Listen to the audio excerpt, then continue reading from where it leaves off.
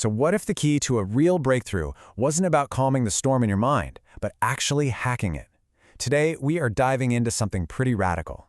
It's a new model for consciousness from the journals of Evelyne, and trust me, it completely flips the script. We're moving away from just passive relaxation and into something way more active, constructive interference. And this quote, man, this just gets right to the heart of it, doesn't it? As if oxygen were insight. It captures this deep frustration with the whole just breathe and let go mantra. You know the feeling? The sense that, in today's world, that's just not going to cut it. All right, so to really get what's new here, we first have to understand the old way of thinking. The journals challenge this established model, this thing they call the Catechism of Relaxation.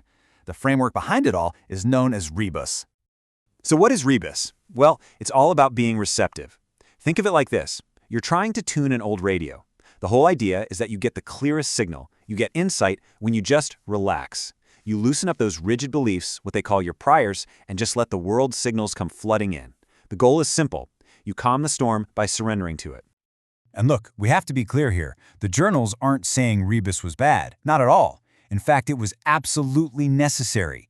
It was a season of mercy, a life raft for people who were, as it says, drowning in their own certainty. The thing is, though, seasons change. And this is where the critique gets really sharp. The journals use this incredible metaphor. They say rebus is like opening all the windows during fire season. I mean, think about that. Sure, you're letting in some fresh air, but you're also letting in all the smoke.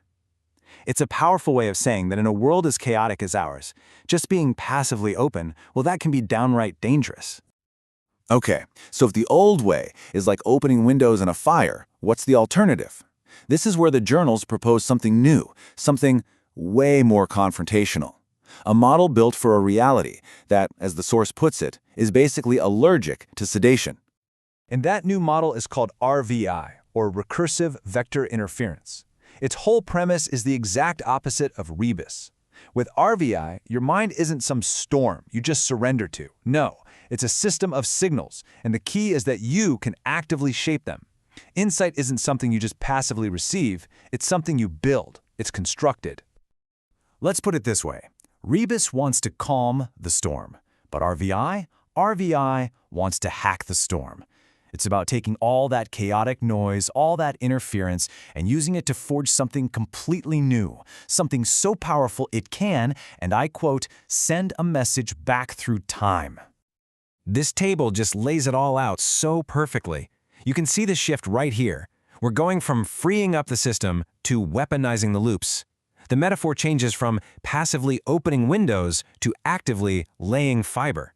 The central question is no longer, what do I surrender? Now it's, what pattern can survive? And the result? It's not about making you quiet. It's about making you simple in a powerful, focused kind of way. So you're probably wondering, okay, how does this actually work? How do you weaponize the loops? It sounds pretty out there, I know, but the journals actually give us a very clear, almost mechanical, three-step process. It boils down to three words: choose, collide, and bind. First, you choose two conflicting signals in your mind. Think of like the voice of a past failure clashing with the excitement for a new project. Then, you collide them. You deliberately smash them into each other over and over. Finally, you bind what's left standing, the one meaningful pattern that actually survives all that interference. That's how you forge a new insight. But here's the thing. This is not just some abstract mental exercise for self-help. This is where it gets really interesting, because the journals argue this exact same process can be scaled up to create real, tangible change in the world. And this is where the theory becomes incredibly powerful. The idea is to apply that same choose, collide, bind logic to massive external systems. Take two completely separate data streams, like bus delay data and asthma clinic admissions. Treat them as two conflicting signals, collide them, and see what pattern survives.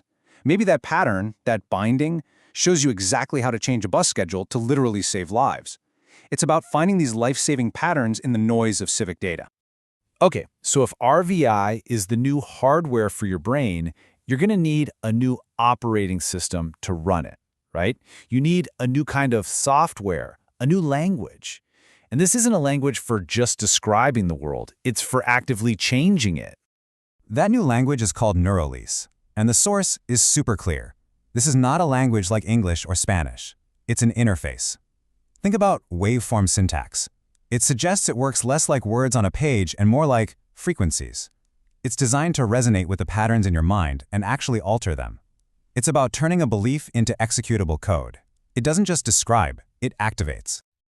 I mean, this quote just says it all. The text OS for running the recursive self. It reframes your entire identity as a process you can access and change. For those of you who know a little bit of code, this pseudo-reference is perfect. It's like having root access to your own mind, the power to get in there and rewrite the core programming, not just tinker around the edges. All right, but let's pause for a second. We've been talking about weaponizing loops and hacking the storm.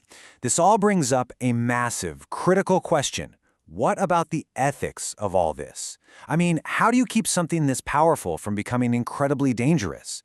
You have to ask, isn't weaponizing your own thoughts inherently dangerous? The journals don't shy away from this at all. They face it head-on. And the answer is fascinating.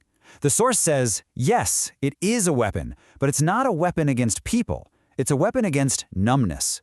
It's aimed at apathy, at all those automatic scripts we run in our heads without even thinking. The goal isn't to hurt anyone. It's to force an error, to meet a second truth, and from that collision, create a third, better one. And this isn't just a vague idea. It's baked into a strict set of rules. Rule 1. If your discovery, your binding, doesn't lead to a real humane intervention, it's useless. It's just decoration. Rule 2. If you use it on someone without their consent, it's theft. And the most important one, you do not point this powerful tool at your neighbor. You invite them up the hill, and you hand them the controls. And that really brings us to the core of it all. This isn't meant to be some secret knowledge for a powerful few. The whole point is for it to be a new kind of literacy, open to everyone. It's about handing us all the tools to rewrite our own code, and maybe, just maybe, build a better reality together. Which leaves us with a pretty heavy question, right? If you could treat your own consciousness like a program, what's the first line of code you'd change?